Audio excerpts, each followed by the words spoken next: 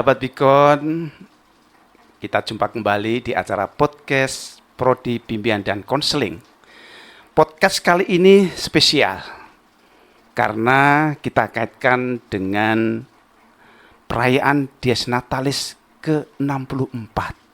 Wow, usia 64 itu kalau kita lihat dari aspek perkembangan, itu bukan merupakan usia yang muda lagi. Bahkan dalam teorinya Harlow dikatakan usia 64 berarti di atas 60 itu sudah masuk pada usia lansia. Ya, ada perspektif yang kurang tepat di usia lansia ini. Sering dikatakan usia lansia itu adalah identik dengan paradigmanya adalah belas kasih. Ya. Ada banyak perubahan yang terjadi pada orang yang sudah lansia, kadang-kadang sudah merasa tidak aktif lagi, katanya tidak produktif lagi. Itu sebuah persepsi saya kira yang keliru.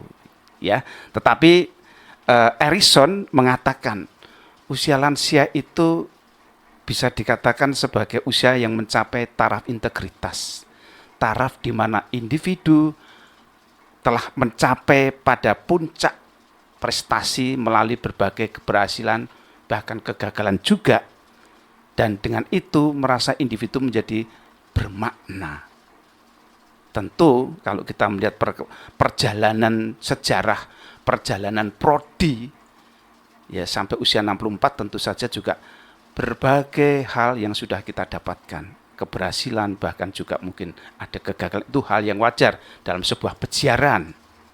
Nah, pada kesempatan ini kita mencoba ingin memaknai Dies Natalis ini, kita kaitkan dengan tema yang diusung, yaitu BK di masa sekarang dan potensinya untuk membangun generasi bangsa.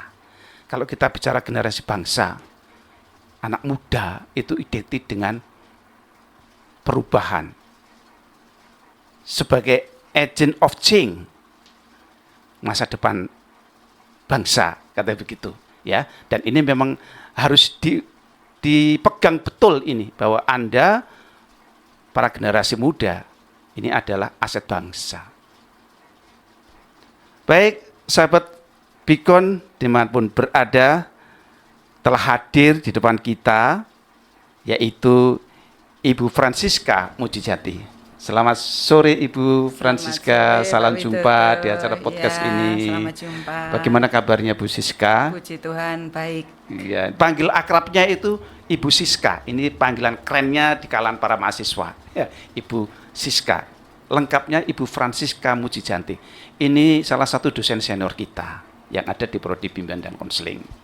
Oke, terima kasih atas kehadirannya. Yang kedua, juga hadir di tengah kita Ibu Katarina Yeni Susilaningsih. Selamat sore Pak Wi. Selamat sore, dengan panggilannya Ibu Katrin. Nah, ini panggilan kerennya itu di lingkungan kita Ibu Katrin gitu. Jadi tidak panjang-panjang. Panggilan populer ya.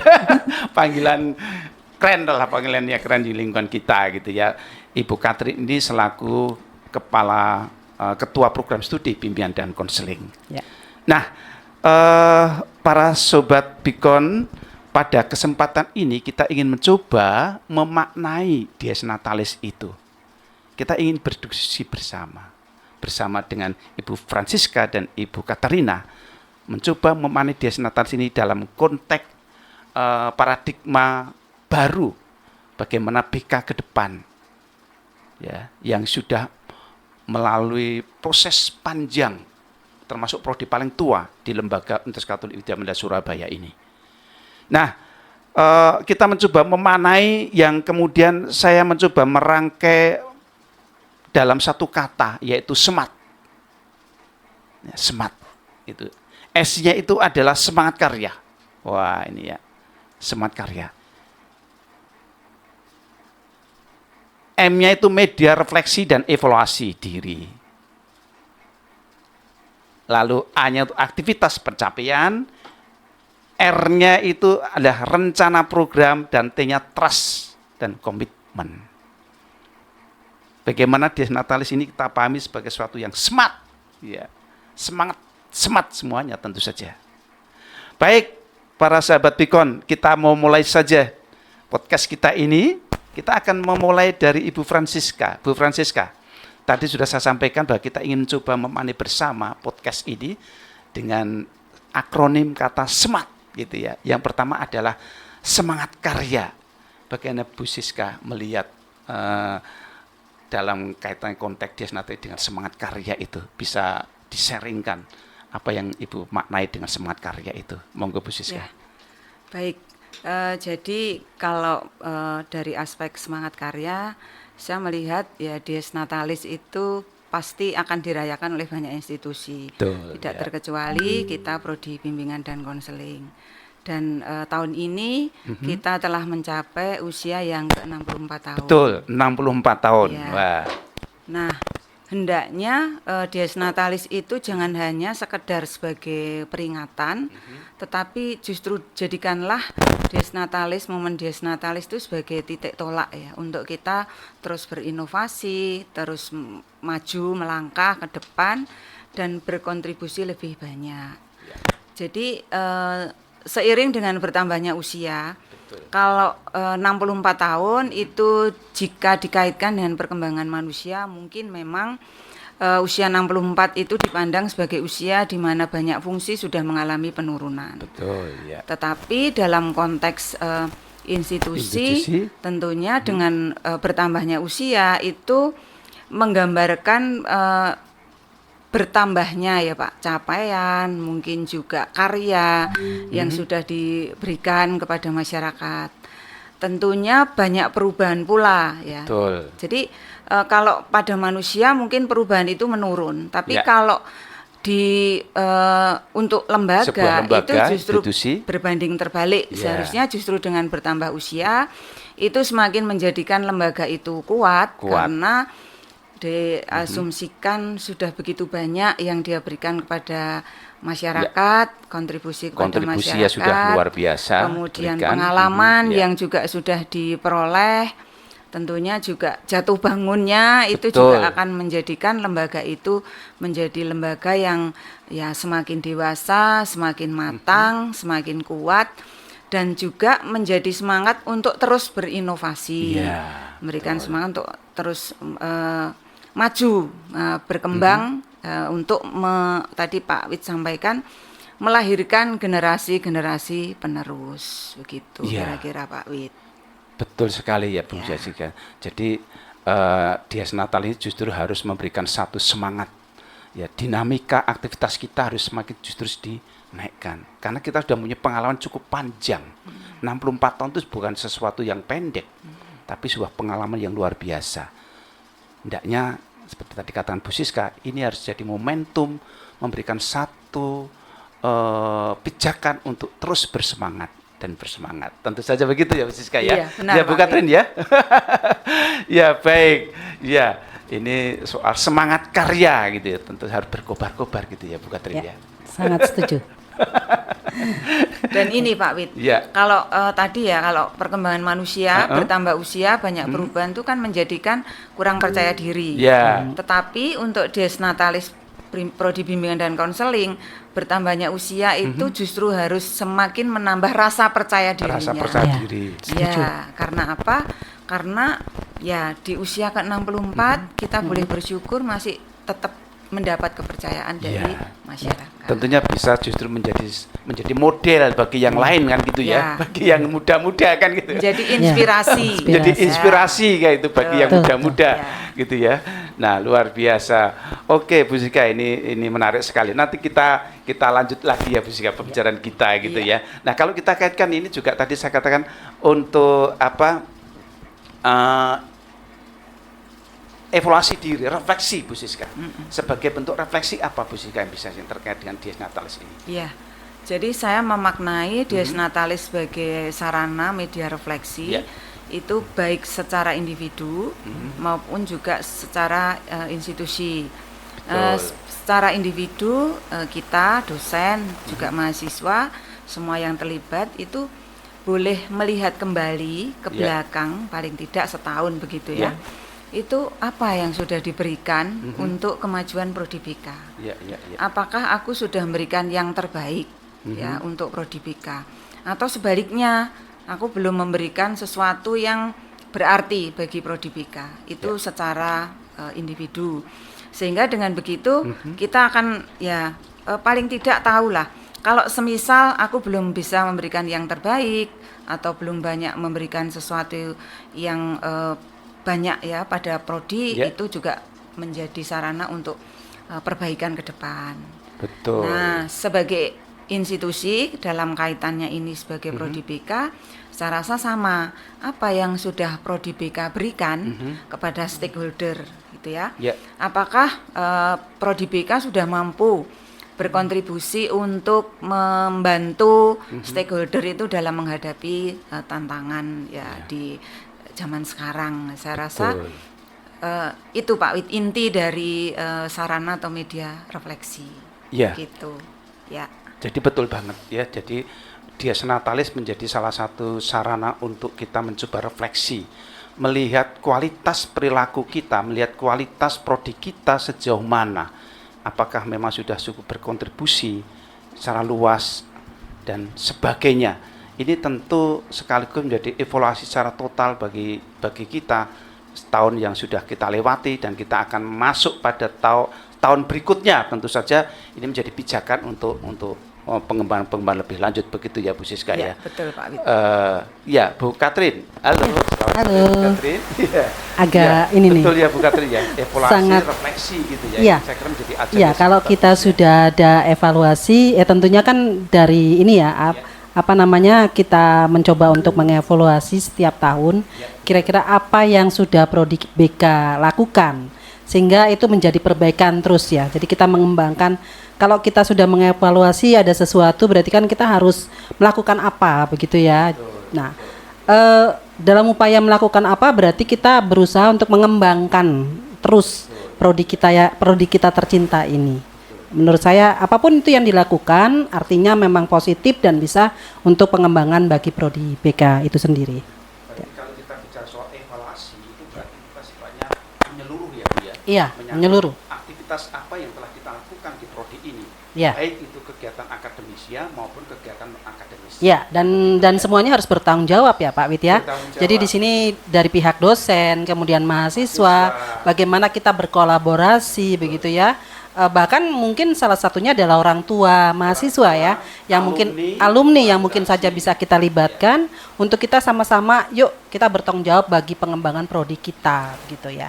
Ya, kadang-kadang menjadi sebuah refleksi kita terkait dengan evaluasi refleksi ini, apakah kita prodi BK ini betul-betul telah memaksimalkan refleksi kita ini dengan alumni yang sudah ada kan gitu ya.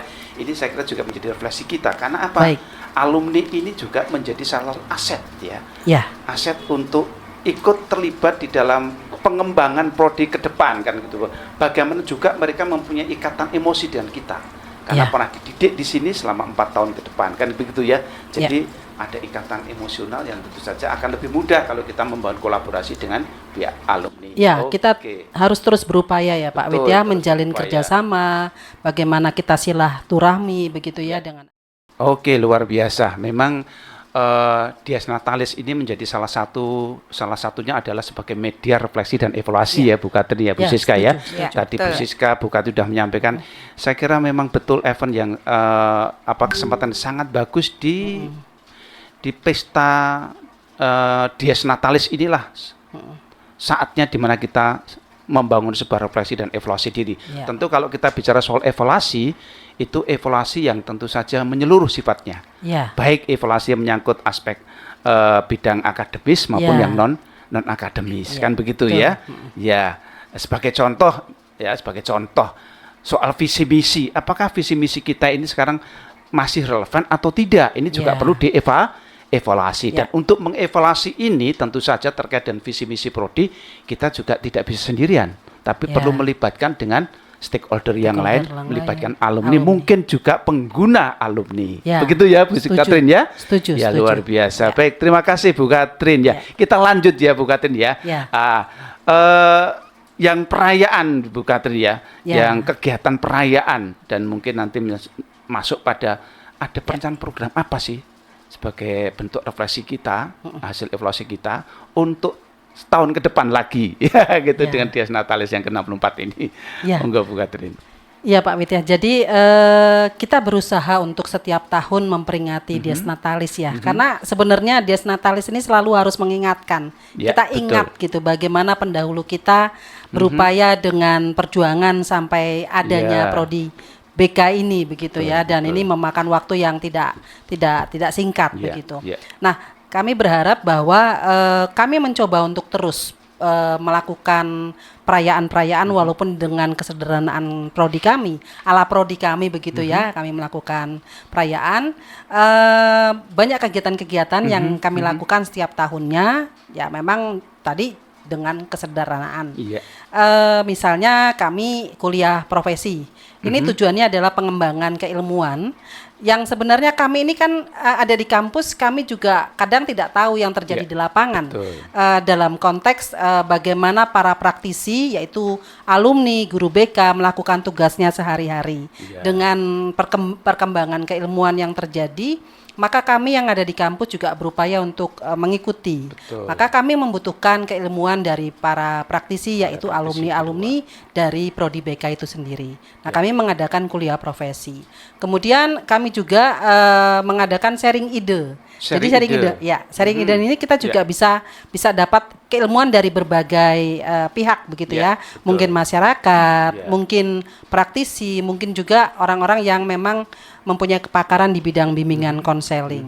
Kemudian kami juga mendengarkan informasi-informasi dari mahasiswa kami sendiri yang tentunya juga keilmuan ini banyak berkembang dari luar. Mereka punya pertemanan, mereka punya bagaimana di kampus lain gitu ya. Pengembangan keilmuan yang terus harus dilakukan. Jadi sebenarnya banyak sekali kegiatan-kegiatan untuk memperingati Dies Natalis yang tentunya sangat bermanfaat bagi pengembangan keilmuan BK itu sendiri begitu. Jadi itu tadi sebagai rangkaian dalam rangka Dies Natalis ke-64 ya Bu Katin Iya, ya. Ada ya. kuliah profesi, ada sharing ide Ya, dan sebagainya gitu ya. Itu bisa dilakukan. Menarik sekali untuk prodi BK ini, khususnya kalau saya katakan terkait dengan aktivitas prodi ya, salah satunya adalah kita punya kerjasama dengan RRI ya gitu ya. Iya. Itu kita mempunyai program khusus dengan RRI dan dilakukan itu setiap hari Setiap hari Kamis jam Kamis 10 ya, Bu, sampai ya. jam 11. Itu dalam acara PUG ya. PUG, pengarus utamaan gender. gender. Ya. Sesi harmoni Sesi keluarga. harmoni. Nah, luar biasa. Ini Sebenarnya hanya bukan ya. keluarga secara utuh ya, Ya. tapi kita bisa membahas Topiknya pendidikan. bisa macam-macam ya. Pendidikan, kita bisa membahas remaja, anak, atau keluarga itu sendiri Ya, begitu. nah itu menjadi salah satu program yang menarik saya kira karena itu juga bisa melibatkan mahasiswa. Sekarang harus melibatkan mahasiswa melibatkan ya. mahasiswa. Dan tampaknya itu juga sangat diminati oleh masyarakat luas. Ya, kadang Terbukti kalau ada acara selalu ada yang memberikan tanggapan ya, bertanya ya. Tanggapan, respon Ya, pertanyaan, mengapresiasi ya, kegiatan apresiasi. itu. Saya kira ini satu kegiatan yang tetap ya milik prodi dan ini terus bisa dikembangkan. Ya. Oke, Bu Katin luar biasa. Ini program-program ini tentu saja untuk rancangan satu tahun ke depan lagi ya Bu Katin Ya, ya. Kita juga tentu mempunyai program ya Bu ya, Ya. untuk lebih Ya. memperkokoh Ya. eksistensi BK ke depan. Ya. Ya ini Pak Wit, Ya, bagaimana Bu Siska? Dies Natalis Ya. itu kan juga kita harus mengadakan kegiatan yang itu juga melibatkan pihak-pihak eksternal. Ya, betul. Ya, karena stakeholder kita kan juga eksternal. Nah, Betul, ya, ya. itu juga menjadi sarana untuk peningkatan jejaring. Jejaring. Ya, jadi sebisa mungkin memang kegiatan Dies Natalis itu tidak hanya melibatkan pihak-pihak internal prodi, tetapi juga harus lebih banyak keluar. Betul. Supaya lebih dikenal oleh masyarakat luas, sekaligus ini juga penguatan untuk pembangunan jejaring. Betul, Gitu, betul. Pak Wit. Ya, Ya. ini menjadi salah satu strategi juga ya untuk membangun, meningkatkan kepercayaan trust masyarakat, trust BK di mata masyarakat ya, Mata Bu Siska ya. masyarakat, ya. Memang perlu menggandeng istilahnya pihak eksternal karena tanpa ini kita juga akan menjadi kuper nanti ya kan gitu ya. Betul. Kita harus berani keluar dari kotak dari kota dari out of the box. Ini saya kira kita harus berani keluar ke sana untuk lebih meningkatkan menunjukkan jati diri BK yang sesungguhnya. Ya. Begitu. Oke, sahabat Bikon, menarik sekali diskusi kita ya dengan Ibu Siska dan Ibu Katarina. Tapi kita akan lanjut dulu ini. Ya, baik. Terkait dengan ini, Bu Katrin ya, kepercayaan dan komitmen itu kalau saya kaitkan dengan topik yang diangkat oleh panitia, yaitu BK di masa sekarang dan potensinya untuk bangsa, ya untuk generasi bangsa. Karakter, komitmen ini menjadi sangat penting ya. Kepercayaan menjadi sangat penting. Kita kehilangan dua hal ini menjadi sangat rawan ya. Bagaimana Bu Katrin? Iya Pak Wid. Jadi saya merasakan bahwa bagaimana peran BK itu harus terus ada begitu ya di masyarakat. Walaupun memang sebagian besar kondisi atau kegiatan BK berlangsung di sekolah begitu ya, tetapi tidak memungkiri bahwa sebenarnya kebutuhan BK juga ada di luar sekolah ya. Sekarang semakin luas begitu ya, bahwa peran BK itu sebenarnya harusnya dirasakan oleh semua masyarakat. Semakin karena luas dan juga semakin kompetitif ya, kompetitor kita banyak. Ingat, yang perlu kita ingat adalah BK punya 4 bidang dan itu menyeluruh untuk semua atau setiap individu ya harus merasakan itu. Yang pertama adalah bidang akademik ya. Artinya bagaimana seseorang itu juga harus punya komitmen terhadap pendidikannya begitu ya. Bagaimana kemudian dalam kalau di sekolah tuh belajar, bagaimana kemudian mempunyai pendidikan yang baik begitu ya. Yang kemudian yang kedua adalah bidang karir.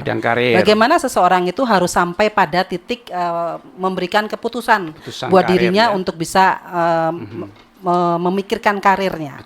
Kemudian yang ketiga adalah sosial. Nah, bidang sosial adalah bagaimana seseorang itu harus bisa ada di masyarakat, bukan hanya untuk dirinya sendiri. Bisa berinteraksi, bisa kemudian melakukan kegiatan, bukan hanya untuk dirinya sendiri, tetapi juga berperan bagi orang lain di luar dirinya.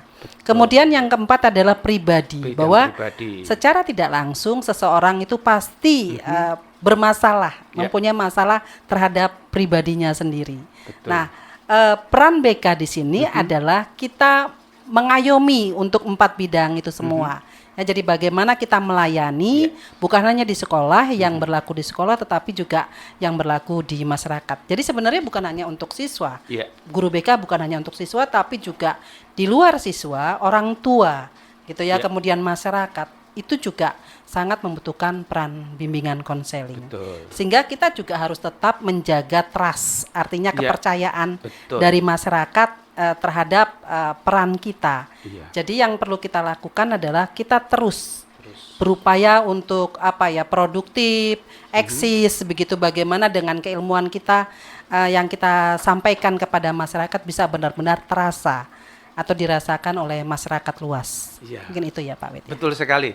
Jadi karena paradigma kita tuh BK itu kan sekarang paradigmanya kan komprehensif ya, BK komprehensif. Gitu ya. Jadi 4 bidang yang tadi telah disampaikan oleh Bu Katrin itu bagiannya strategi kita menyampaikannya itu kita bisa melalui layanan dasar, layanan responsif ya, dukungan sistem ya, dan perencanaan individual. Saya kira 4 strategi ini menjadi hal yang sangat penting dalam rangka kita memberikan pelayanan kepada mahasiswa tentu saja ya, menyangkut 4 bidang itu ya, Bu Katrin, begitu ya. Ya sebenarnya ilmunya menarik ya menurut saya, karena akan terpakai di dalam pengembangan individu itu dari mulai individu itu lahir sampai kemudian individu itu dewasa begitu ya Bu Siska ya. Mungkin Bu Siska punya pendapat. Soal trust dan komitmen ya Pak ya. Mungkin saya lebih melihatnya begini. Trust itu kepercayaan Terus kita kalau sudah mendapat kepercayaan dari masyarakat, komitmen kita apa? Kalau selama ini memang konselor itu dipercaya masyarakat sebagai pihak yang bisa membantu mengatasi segala persoalan ya, baik itu siswa mungkin juga sebagai individu ya, bagaimana kita tetap berkomitmen itu, jadi kita tetap harus on the track gitu ya. Artinya ya itu yang menjadi tugas sebagai seorang konselor gitu ya. Ya. Sehingga masyarakat memang percaya, oh ya memang konselor itu mampu untuk bisa membantu mengatasi persoalan-persoalan yang ada di masyarakat. Tetapi tentunya trust itu akan kita peroleh ketika kita punya komitmen. Ya. Komitmen untuk itu.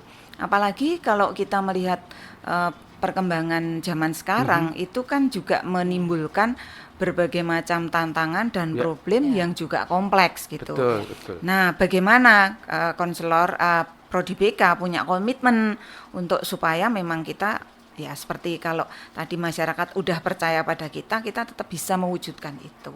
Ya. Saya kira itu. Jadi ada trust, lalu Ada komitmen. kita harus punya komitmen untuk Ya. itu. Saya rasa begitu Pak Wid. Ya.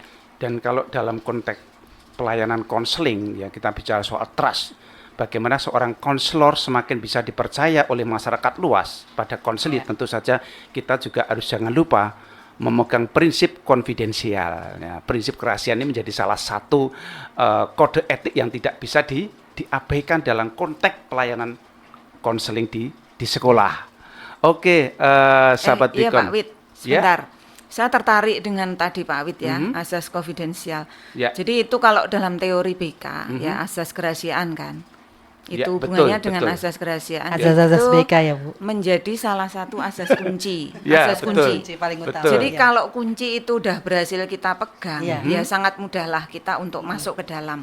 Ya, karena ini justru saya melihat tantangan ya. Ya. Tantangan bagi para pelaku bidang BK itu mampukah kita untuk bisa melaksanakan itu dengan baik. Betul. Karena dengan melaksanakan asas ini dengan baik, ya niscaya kita akan dapat kepercayaan. Ya. Ya. Nah, kalau kepercayaan itu dilanggar, kita akan kehilangan kepercayaan Habis dan kita. untuk memulihkan kembali itu sangat Setuju, berat. setuju. Jadi Iya. BK nggak akan ada apa-apanya ketika asas ini tidak mampu diterapkan dengan baik. Ya. Jadi akan ditinggalkan oleh kalau di sekolah ya oleh para siswa. Ya. Gitu Betul. Pak Wid. Karena layanan BK itu adalah layanan profesional, Ya. ya, mengacu kepada kerangka teori yang jelas, Ya. ada kode etik kode yang etik perlu yang ditaati, jelas. kan begitu ya, Bu Betul, Kadin ya? setuju, Setuju. Nah ini, jadi tadi Bu Sika mengatakan satu asas yaitu kerahasiaan itu dilanggar, ini bisa merusak citra kita sendiri, Ya. tapi juga citra Prodi BK itu juga. Nah maka trust menjadi sangat penting untuk kita pertahankan ya, dengan cara-cara kita tidak boleh melanggar kode etik yang ada kan gitu ya. Ya. Oke, karena ini sebuah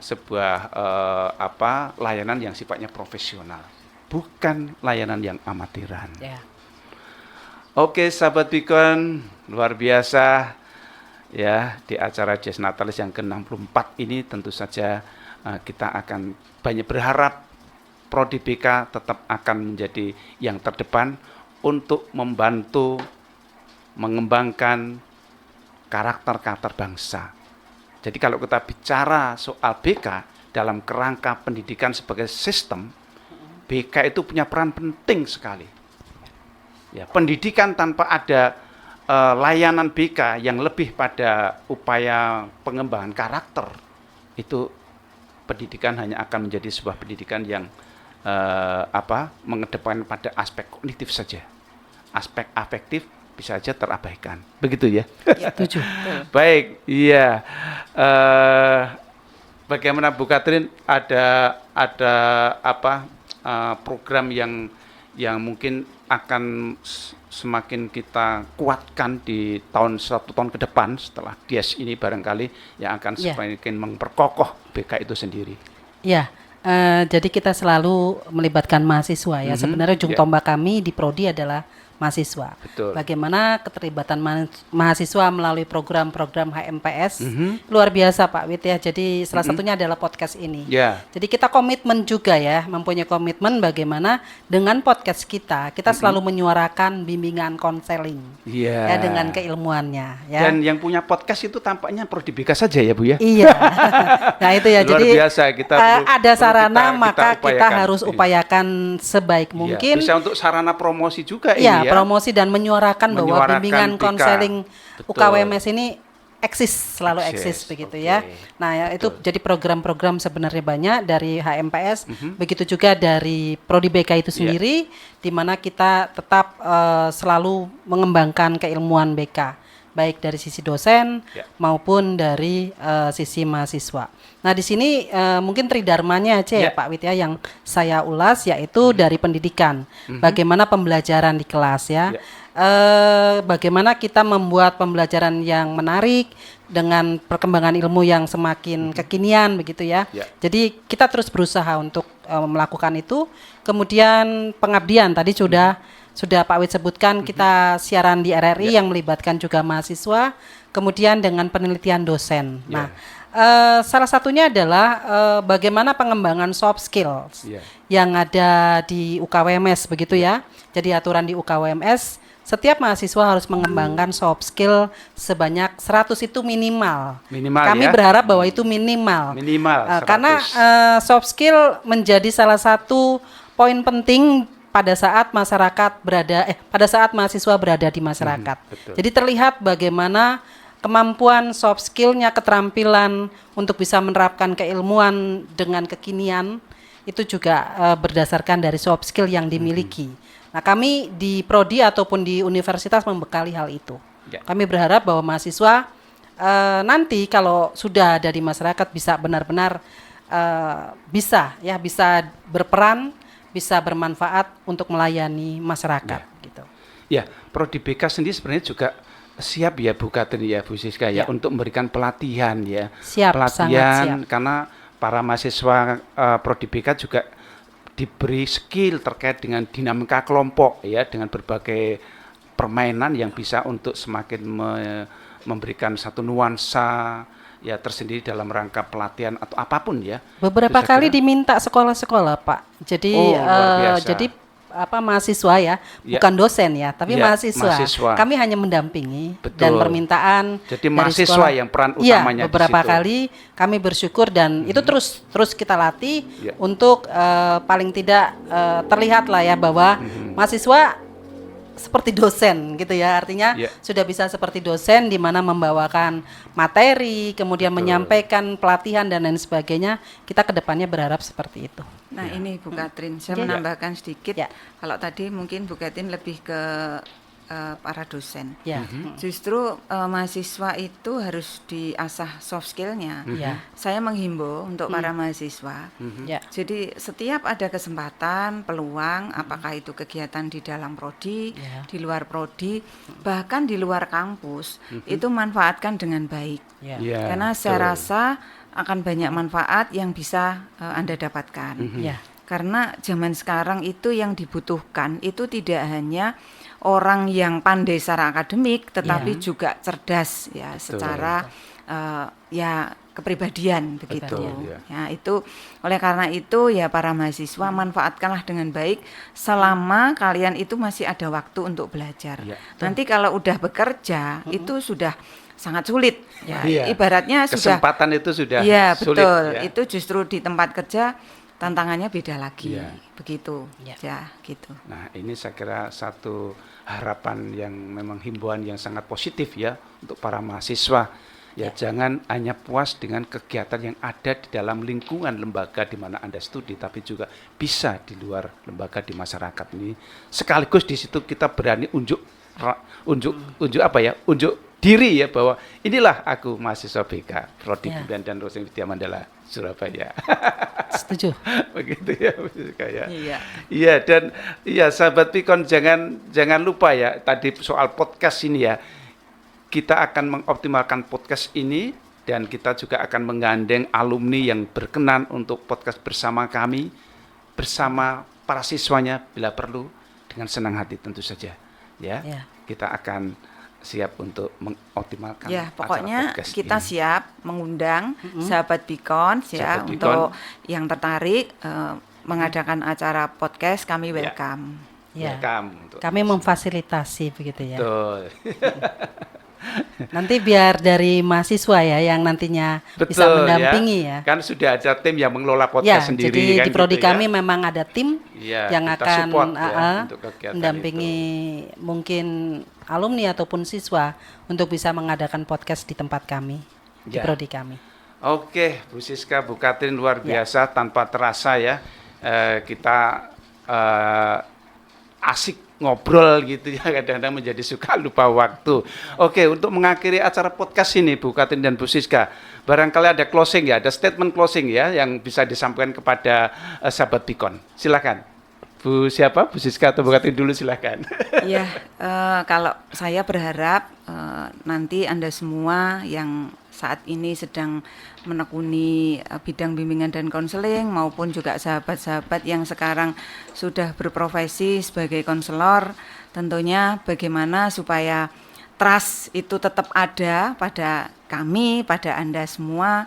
Ya, pesan kami adalah bagaimana peran itu dijalankan dengan baik sesuai dengan yang semestinya harus dilakukan oleh seorang konselor.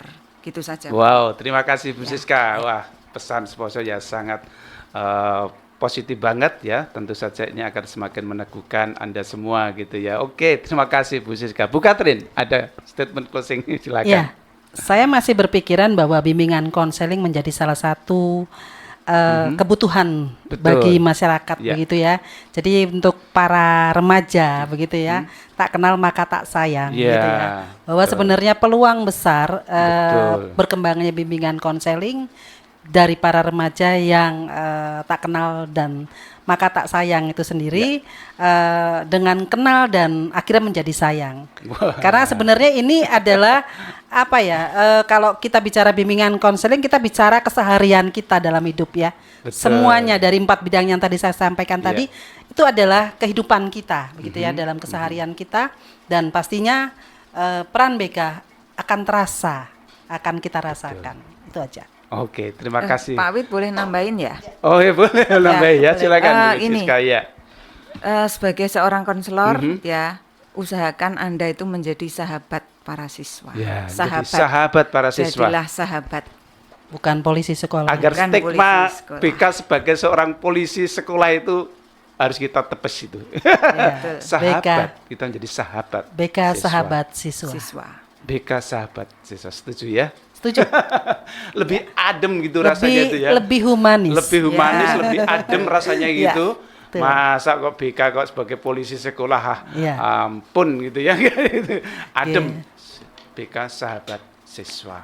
Ya, Oke. sangat setuju. Dan yang terakhir para mahasiswa khususnya prodi BK ya, terus tekuni ilmu Anda 4 tahun, 3,5 sampai 4 tahun bukan waktu yang panjang, waktu yang singkat.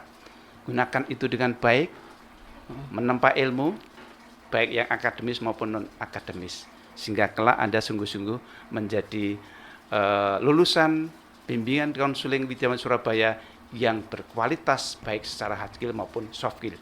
Jadilah konselor yang profesional. Amin. Oke. Terima kasih untuk kebersamaan pada acara podcast yang spesial ini di Dies Natalis yang ke-64. Saya Bernardus Widodo dan Saya Ibu Siska. Ibu Siska Saya Ibu Katrin. tak lupa mengucapkan Dirgahayu, Prodi Bimbingan dan Konseling Universitas Katolik Widyamana Surabaya yang ke-64. Sukses dan teruslah maju. Oke, terima kasih. Sampai jumpa.